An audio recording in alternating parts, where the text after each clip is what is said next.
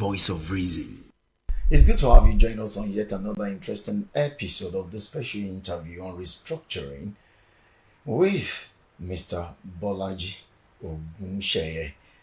He's an advocate of restructuring. We're going to be looking at what restructuring is, why is it needed in Nigeria, and how it can be achieved. Happy Vane, thank you so much for joining us on this program. Thank you. All right, let's define what restructuring is, because this concept of restructuring seems to have been given different definition by different people. What is restructuring? Yes, I mean, like you said, the term has been politicized and weighed down. It's been sort of, they put some dead weights on the term. It's simple, straightforward, it's not complicated at all. This sitting room can be restructured, can be rearranged to make it more effective, more viable. In other words, if you have this thing, even here, as we're trying to prepare for this, you see, we've rearranged the place a bit, haven't we? That's all. So if the current structure, the arrangement, does not leave room, allow for the attainment of the highest possible goals by and for the individuals, you should choose, you can and you should, in a normal situation, choose to rearrange. Now, something must be wrong with the arrangement presently for one to have thought of, having the system restructured. We're talking of Nigerian entity. Let's quickly look at one or two, three things that are not properly structured, that has necessitated this agitation. What we are saying is this: even for national development, in the interest of what you call even development, even national, even development, those kinds of outcomes are not viable. You don't have one. You don't look at medicine, for instance. A vast majority of the doctors, medical people in this country, I dare say engineers and things. Is that how we're going to continue? Let us have good engineers in the northeast, in the northwest, in the north central, in the southwest. That is what makes a viable country. Do you understand? No, not when all your best, competencies are concentrated in one part. So I'm now even talking about, I'm depoliticizing restructuring. I'm now making, if you like, technocratic points for viable nation building. Do you understand? We should have enough engineers across all the zones. Good engineers. Do you understand? Enough good economists. Enough good philosophers. Enough good MBAs. But right now, that's not the case. You have the South is loaded. The North is just, But on the contrary, barely serviced. I hope the South is not living in past glory. Because going by the example you cited, Yes. if you look at that ranking, Oyo State ranks 33rd on the list. Yes. Osun State is at the bottom, 36th. And the story is not different from Ekiti, Lagos, and some of these other states. And the states you think are educationally disadvantaged, they are doing well on that particular ranking. And that's a source, it's a source of worry for a right-thinking Southerner. So I hope the system is not restructuring itself, educational-wise here, whereas the South, is busy agitating for restructuring. Well, fine. Education. I think I've noticed that trend too, that the erstwhile low performers are moving up. Maybe the people who manage the governance in those places have started saying that, look, this is just not good. We've got to sort of change things. And we are not making extra effort the way they are making. So maybe that's beginning to reflect. What I've told you is the historical and traditional steady state. I agree with you. If in the last couple of years, maybe in the last 5 years, we are beginning to notice changes, we should acknowledge that. But even now, I doubt that when you look at those lists, you see people from those regions, all those states. Number one, I don't want to mention names, but I doubt that you see number one this, number one the other one, number one. For instance, I doubt that you see the first 10 states being from the northeast and northwest. I doubt. Is that the case? No. That from number one to the 10, they are the ones. No, you have southeast and south states. Which is okay. That's still south. Remember, I've deliberately been saying south. I've not been saying just southwest. I've been saying south. So it is. I noticed that it's southeast, south, right? So you can say historically things haven't changed very much, because it's still the south. Do you understand? It's still the south.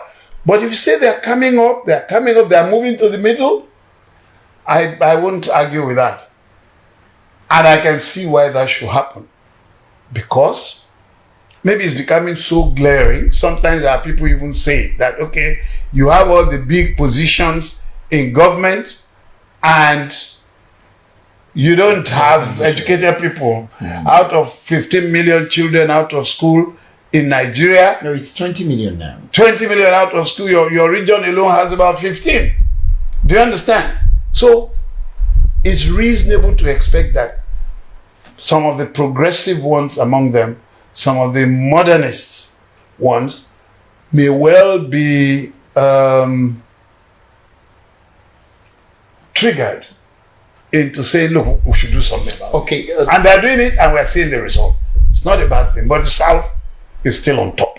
This concept of restructuring, is it abstract in the real sense of it? Because it's as if we are marking time. We've been on the call for restructuring, especially the Southwest has been at the vanguard of, call for restructuring for a long time. Mm-hmm. But everybody in this region talk about it as if it's an abstract concept, something that cannot be, practicalized. And so everybody is talking about it, and those in government would say, no, we don't understand restructuring. Can you even define restructuring? Are you talking of physical restructuring? You're talking of political restructuring? So it creates confusion. You begin to sense confusion when you talk of this restructuring, because it's as if everyone talks about it abstractly. Well, you can choose politically to problematize the term, the word. It's a political choice. If you are trying to explain something to me, I get it mentally, but I don't want to agree with you. I can go on problematizing it. I can add us. Let me give you very practical, simple examples of restructuring. If the federal government is not building everything in my area, like trains, like this one and that one, I can choose, instead of a train that runs from here to Lokoja, I can choose mini trains that run to, Regions. within the region, that run to peri-urban cities and things. Do you understand? I can do that. The federal government cannot build roads into every peri-urban, do you understand, community in Nigeria. That's nobody can do it as one. But within a region, we can do that. Awolowo's performance, 52 to 59, is still the best example that regionalism works. So are you inducting those handling governance in the Southwest? Well, they could work together more. They could pool resources and effort an action towards more, if you like, regionally pervasive infrastructure. Do you understand? They could say, look, okay, they're trying. They have also something that is the one in Ibadan, was it, which is supposed to help integrate their actions in development. But they're trying in terms of expressing intention. Amotekun is for security, isn't it? Across the southwest. So they're trying in that sense. I mean, they make the gestures, they make the announcement, they even create some, modicum, some measure of physical intervention, infrastructure, and agencies. But I doubt, and I'm saying it, and I think a lot of Yorubas doubt that these things are effective, or they're in a place where they are getting incrementally effective across the region. Do you understand? I wouldn't say, oh, our governors have been fantastic, they've solved, or they're even on the way to solving our security problems, our socioeconomic problems and things. But I'm saying they can do that. Give it a different orientation, do you understand? And maybe attitude of mind or political worldview. Okay, so who stands to benefit more? You said something in that line a few minutes ago, but let's query one or two things. When you champion a particular cause, there is this tendency for everybody around you to feel, okay, you're fighting a personal cause, and that what you are calling for is self-serving.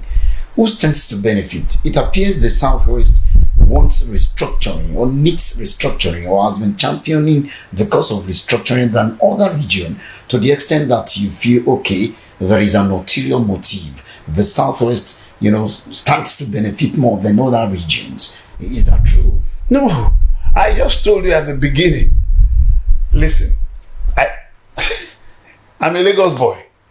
I remember in Lagos, in the late 50s, I remember I was already very self-conscious. You see Lagos Island, Occasional Street in Lagos. At the end, you see public toilets. Public toilets. So Yorubas, if they do public toilets all over Nigeria, it's only Yorubas who will be using their own. These other people, they will put fire on their own. No. You go there, they put okuni, obere. Do you understand? They're public toilets. Water will flow in them. Everything was working. They're very neat. You find the people who are cleaning them every time.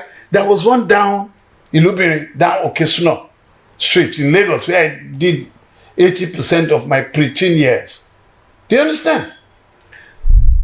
So it's that kind of thing we're saying, that if you can, look, it would extend more services, more development experience interface to the highest number of Nigerians.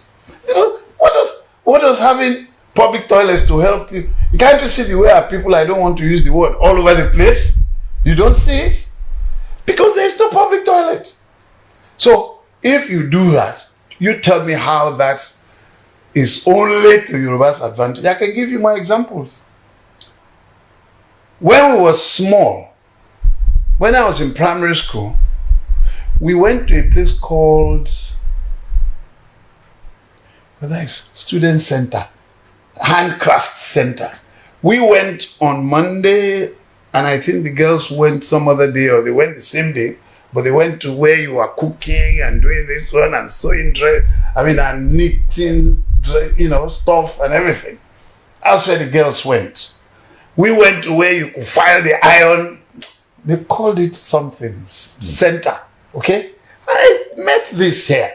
See, people are making it look as if we're asking for a utopia thing. No, we're saying, go back to where we were. Really? We're saying, go back to where we are. If you cannot take this country forward. So we mistake that for retrogression. Yes, it's retrogression to be able to use public toilets. Or to be, all over the place. Which one is retrogression? If people, because there is no facility for that, they are messing up all over the place. You walk on some areas in this Lagos, if you are not careful, you are going to put your leg inside, you know what? And if you say remove that and put a situation where people didn't have to do that, that is retrogression. It is retrogression to say put history back for primary and secondary school. It's retrogression. Is it not those who are removing history? Especially at a time when the world is making so much history. History from which we can share knowledge. We can get ideas, benefits for our society. It is those who are taking those opportunities off the table who are retrogressing us. I hope you know that.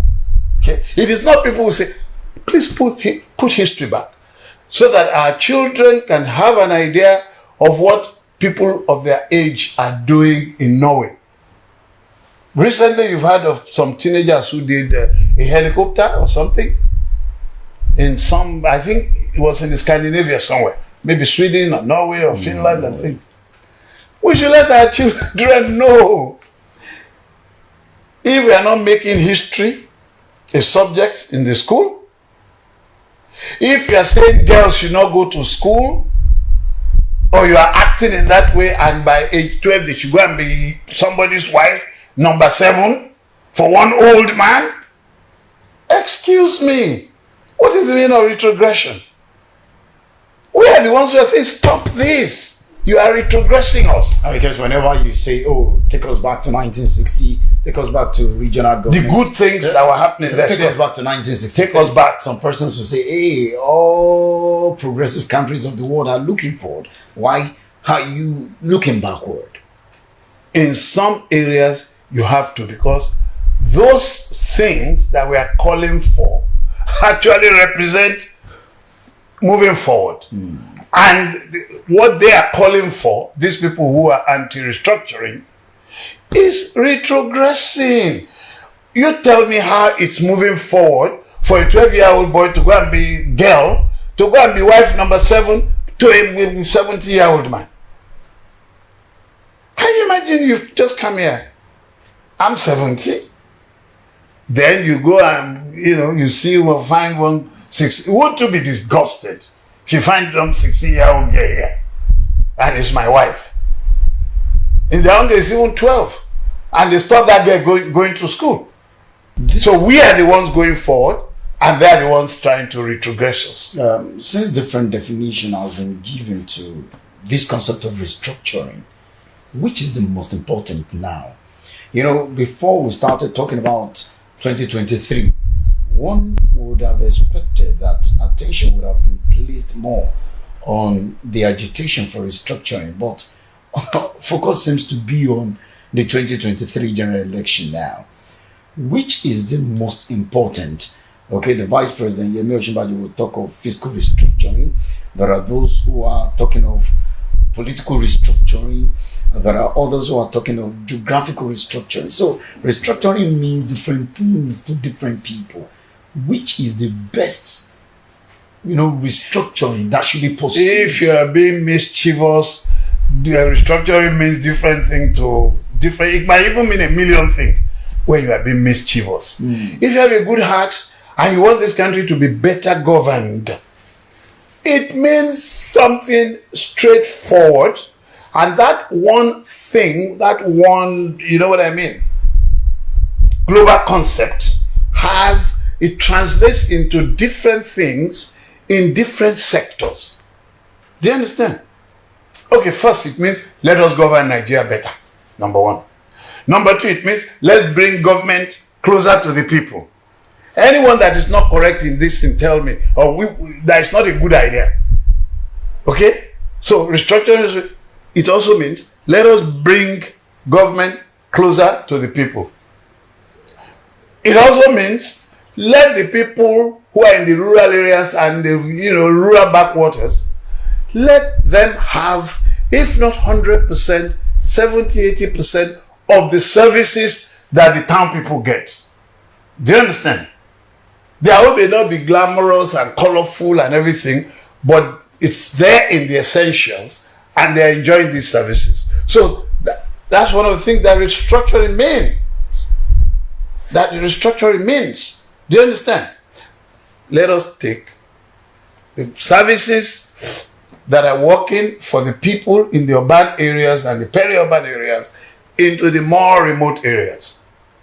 Because those people are also Nigerians. And if you put them together, they may well be up to 40-50% of the population of Nigeria. I'm saying if you pull together the scattered populations, the isolated populations of small villages, small communities and things, who are Nigerians, if you pull it together, statistically, the number may be about 40% of the... So are you telling me that we should consign 40%? Do you understand? To nothingness? Do you understand? So we leave them, we should leave them as the unknown, the unseen, the unreached, do you understand? But at election time, we go there. Okay, so let's talk of the road to restructuring. Yes. In practical terms, what should we be doing? Okay, do we suspend the government to have a discourse?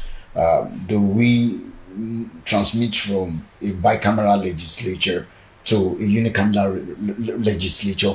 How can we achieve this restructuring? And what are the messages that needs to be drummed into the ears of those in government presently in order for them to willingly hand over restructuring to those who believe in it? Let's start by saying the federal government, the central government in Nigeria is a superfluity. Let me repeat that. The central government in Nigeria is superfluous. It's not needed up to the extent that they've splashed it all out. We need defense, a common one. So we need a central government. Do you understand? So that would be in the exclusive legislature. Yes, that produces defense.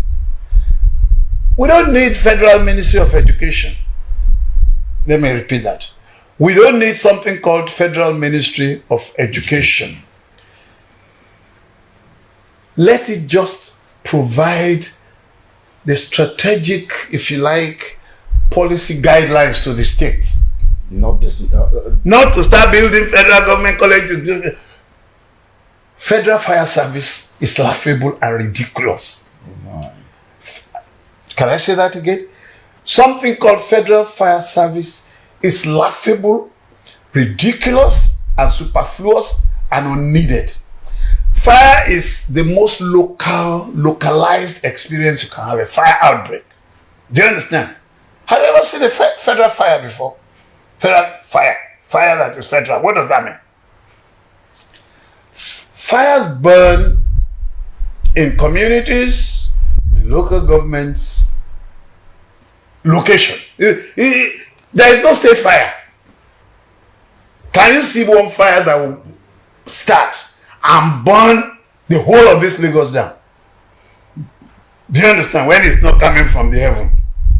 Maybe you start, look at if there's a fire in Falomo. I may not even hear of it, talk about it, unless talk about it on the television. So there are so many laughable, useless services for which the federal government has built a massive infrastructural presence. Do you understand? Process presence, all these things, just to steal money. Just to steal money. Federal government doesn't put out fire anywhere in the country. The federal government is over-concentrated. It's over-concentrated. It's over-superfluous. It's doing a lot of things which I laugh at. You should laugh at too. Everybody who's sensible should laugh at. Do you understand? I can go and I can give you so many examples. To achieve it. And it costs money. It costs money. That's also the other part of it. So we are wasting money to underdevelop the country. Oh my. That's ironical. And to waste everybody's time.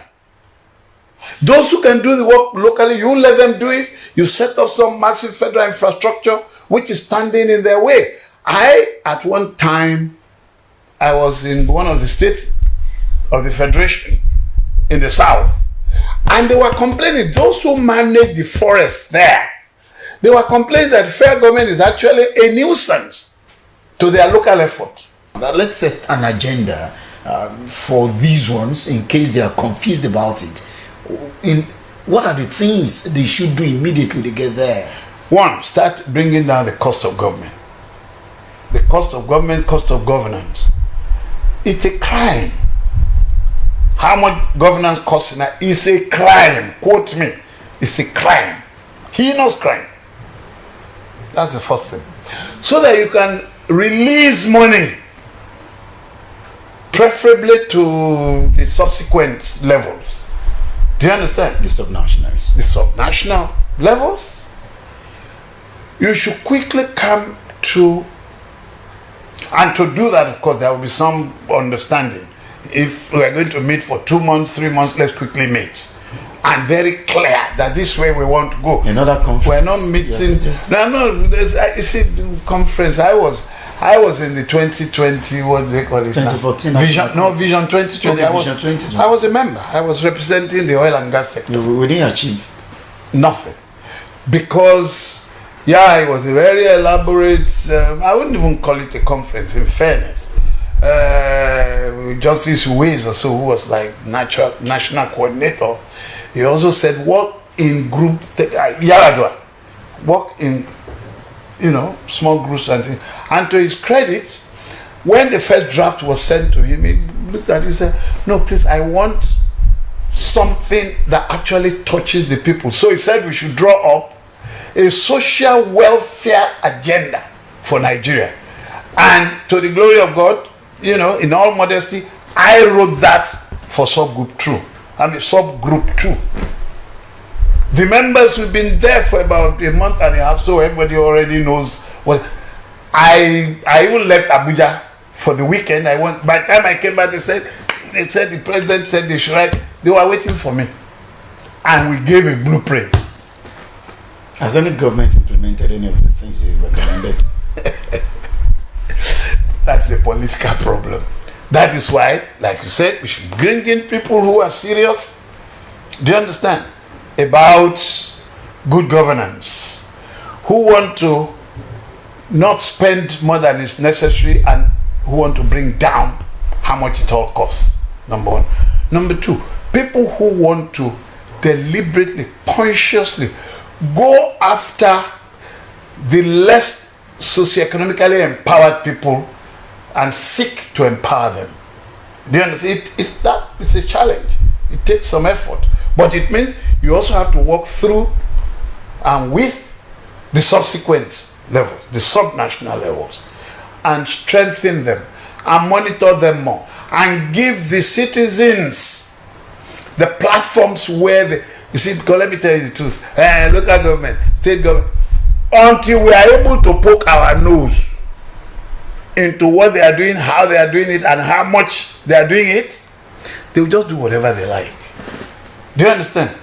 They will just do whatever they like. I mean, a famous governor, has just spent some billion on something. Rubbish. We should start poking our nose.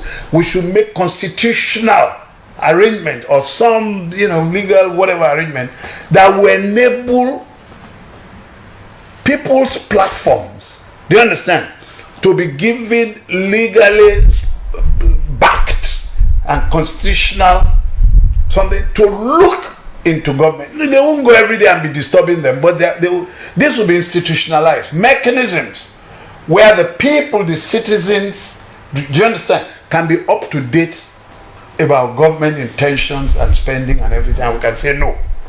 There will be conditions where we say no, you can't do this. Do you understand? Thank you so much for your time on the program this day, Mr. Bolaji Ogunseye. Thank you so much. We've spoken about restructuring.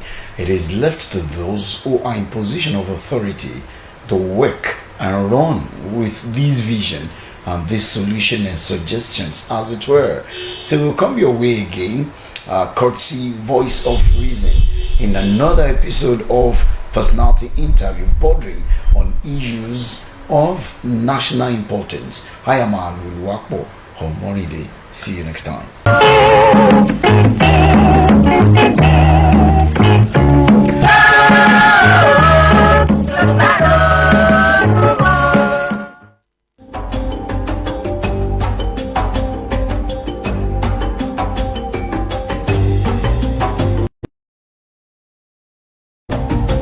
Impact Africa Television.